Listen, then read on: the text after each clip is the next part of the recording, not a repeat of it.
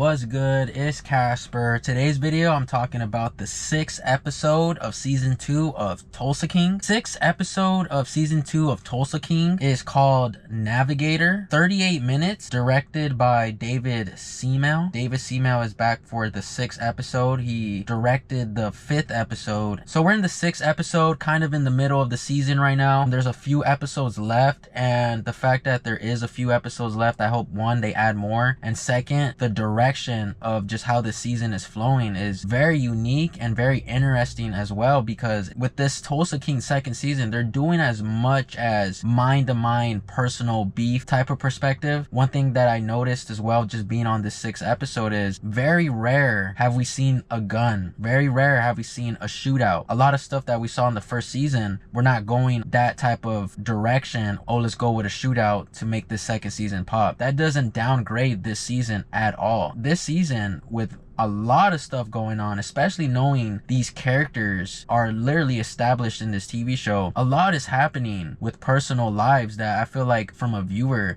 you're a lot more interested on seeing how behind the scenes plans goes, rather than just pulling up to a random shootout that we're anticipating to have. One character is just outbursting in anger, and then another character is dealing with the corruption of plans, the corruption of mafia talk, and also dealing with family. Very insane that we're seeing an all-around 360 characteristic point of view of how somebody dealing with stuff exactly with this mafia stuff is dealing with the personal stuff, trying to hide it, and also dealing with the real mobsters and actually having to go out there and do your job. After watching this 6th episode, I couldn't believe what I saw. I was literally in shock. Dang, the people who are creating this TV show, they're really trying to get into the audience's feelings, because before getting to the dramatic ending of this 6th episode, we're gonna start off with basically events after events that's been adding up to lead to this 6th episode. In this episode, it was a lot of anticipation because Manfredi is now going with a sit down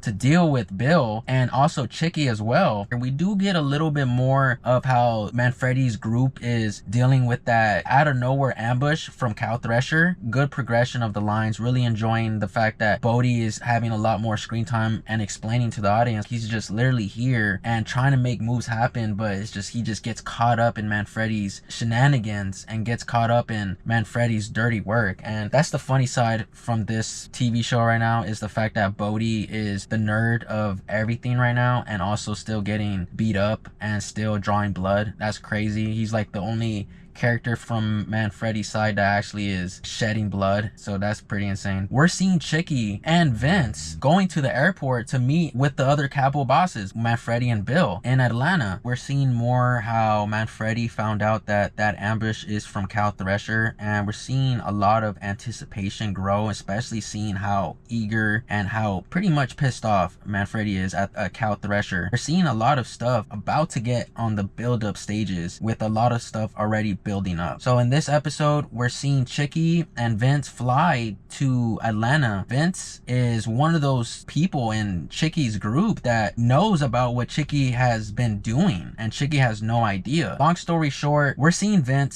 Chicky go to the airport with the lines perfectly explains why Chicky is Chicky being Chicky. Once again, a straight fail. He goes to the airport with a gun and ends up getting detained. So that makes Vince go to the meeting without Chicky. Now we're at the meeting. First of all, the meeting was really cool, because I really like how the fact that we got really strong, powerful people meeting up at this ordinary restaurant, and I really like the idea of that, and I really like the anxiety that that scene was bringing to the characters, that you could feel as a viewer watching that scene. You got Bill in here really trying to figure out like, yo, you guys really killed my men. Dwight is like, why are you bringing them towards me? What is going on? So there's a lot of beef going on and a lot of misunderstanding, but Dwight being Dwight, he's not gonna take anything from anybody. He's gonna show that Tulsa area is his. Freehand didn't expect that to happen, what happened at that sit down. Long story short, Chicky doesn't even show up. He's still detained. Sends Vince, you can tell with his experience and with position he is in that mafia gang, that he doesn't have too much words. He doesn't have too much confidence, and more of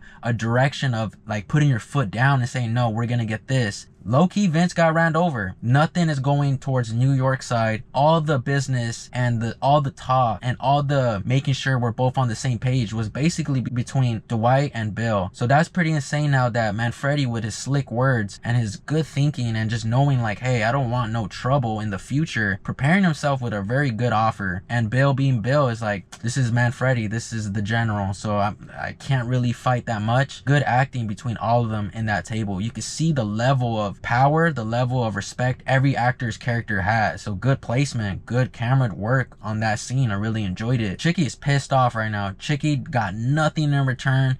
Chicky is mad at Vince. So let's see how that unfolds. Kyle Thresher is now talking to Armand and basically took off the mask. Kyle Thresher is telling Armand, hey, I own you now. I've been giving you money. I've been doing these favors for you because I see how Manfredi has somewhat been treating you. And Armand is literally sweating like crazy right now. So let's see how it unfolds with Armand. There's becoming more personal talk between the main Chinese mafia leader and Kyle Thresher. So let's see how that unfolds, because now we have business being done, but we also have another business on top of that that's just adding more to basically clusterness. Really cool to see also as well that we're seeing Manfredi's daughter learn how to shoot a gun. Kind of seeing like a romance thing as well, especially with Mitch and Manfredi's daughter. We got Tyson's dad in this episode, where I really enjoy his acting. His name is Michael Beach. He plays Tyson's dad, Mark. This episode more focused on Tyson hanging out with his dad because his dad's work truck was not working. Tyson got involved with his dad's life a little bit more, and so did the viewers. I didn't know what his dad personally did at the job, even though we knew he was like a plumber and a handyman. Yo, that was crazy, and I should have saw that coming from a mile away. Tyson is being stalked in this episode, and the stalkers don't know what's going on with Tyson's life. The next episode 7 is going to be absolutely crazy because how they ended the 6th episode, all I gotta say is, 1, Tyson and his dad were awesome. Really enjoyed those two acting together. A lot of sweet moments, a lot of loving moments, and good writing for those characters, because you could feel that it was like warm-hearted between both of them, and they're enjoying both of their time with each other. Episode ends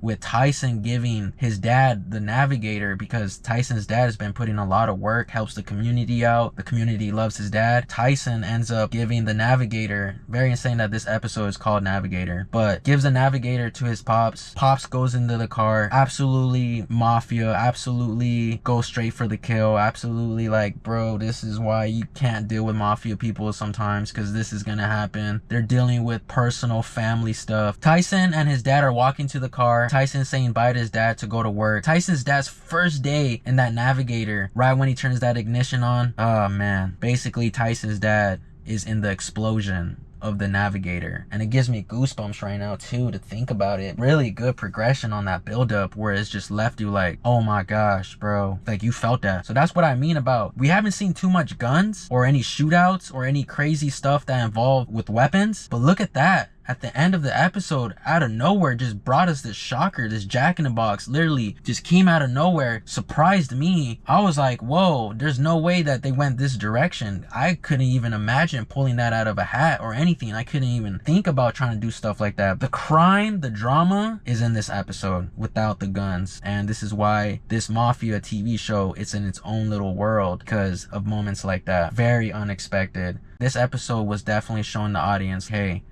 you guys want to see something crazy? Here it is. Wow. Absolutely wow. Can't wait to see episode 7. I don't know how that's going to progress from this. Now Tyson's character is literally in a crazy scenario. His whole family's in the house. So let's see how this 7th episode ends up progressing. After my watching the 6th episode, 2nd season of Tulsa King, Navigator, out of 10, I'm going to have to give this episode a 10 out of 10. So that's my review for the 6th episode of the 2nd season of Tulsa King. Shout out to you guys for tuning into the video. Thank you guys for watching, and we'll see you guys on the next one. Peace, y'all.